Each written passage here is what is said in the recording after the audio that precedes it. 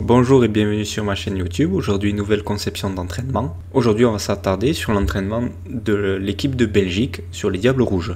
Alors pour cet entraînement, ce sera une situation à effectif réduit, c'est-à-dire que ce sera un 1 contre 1 avec 2 gardiens. La phase de jeu, c'est on n'a pas le ballon et on s'organise pour protéger son but, et le principe de jeu, c'est s'organiser en déséquilibre. Il y a bien sûr un travail important sur l'aspect offensif, mais il n'y a pas vraiment de thématique ou de phase particulière pour cet aspect-là. Pour la phase offensive, on sera vraiment plus dans la prise de vitesse, et après transition en phase offensive, donc la transition elle est vraiment importante, à la perte du ballon, pouvoir s'organiser en déséquilibre pour pouvoir défendre et protéger le but.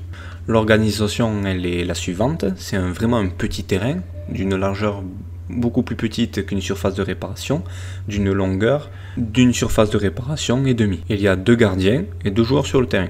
Un premier joueur se lance et doit marquer dans le but adverse, avec un défenseur qui bien entendu l'empêche de pouvoir marquer, d'où le principe de s'organiser en équilibre et de protéger son but. Et quand le joueur marque ou que le ballon est sorti ou qu'il y a un arrêt de jeu, le joueur attaquant passe défenseur et un autre joueur rentre sur le terrain en pleine course pour pouvoir mettre le défenseur, anciennement attaquant, en position de déséquilibre avec un retard sur le joueur qui a déjà pris une prise de vitesse. Le comportement attendu du défenseur, c'est de freiner, gagner du temps, se replacer, mais aussi ne pas se faire éliminer et utiliser le recul-frein. Donc en tant que coach, en tant qu'entraîneur, on doit vraiment appuyer sur ces points-là pour pouvoir aider le joueur à défendre le mieux possible et pouvoir bien l'encadrer, pouvoir bien lui expliquer la manière de défendre. C'est un exercice vraiment dynamique qui permet vraiment de travailler aussi les deux aspects, la phase offensive et défensive, mais surtout de bien mettre en avant et en évidence le déséquilibre mis par la prise de vitesse d'un attaquant. C'est une situation vraiment idéale pour pouvoir s'entraîner sur des phases de contre-attaque ou sur des prises de vitesse face à des ailiers ou des joueurs adverses vraiment trop rapides.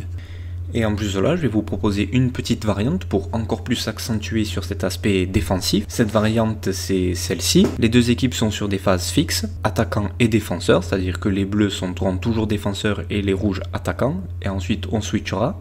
Par exemple, un joueur rouge attaquant rentre sur le terrain, un joueur bleu défend. Quand un joueur rouge marque ou que le ballon sort, l'entraîneur ou un joueur qui ne participe pas à l'action redonne un ballon à l'attaquant qui va marquer dans le but opposé.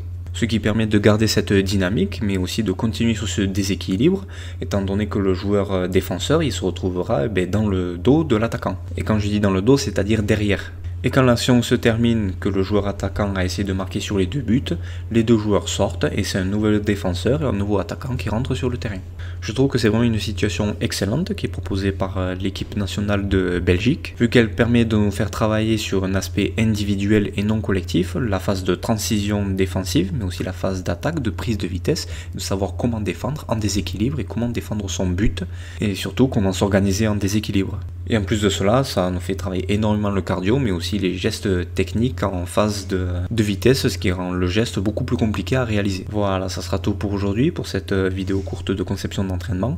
Je vous remercie de m'avoir écouté et je vous dis à bientôt pour une prochaine vidéo.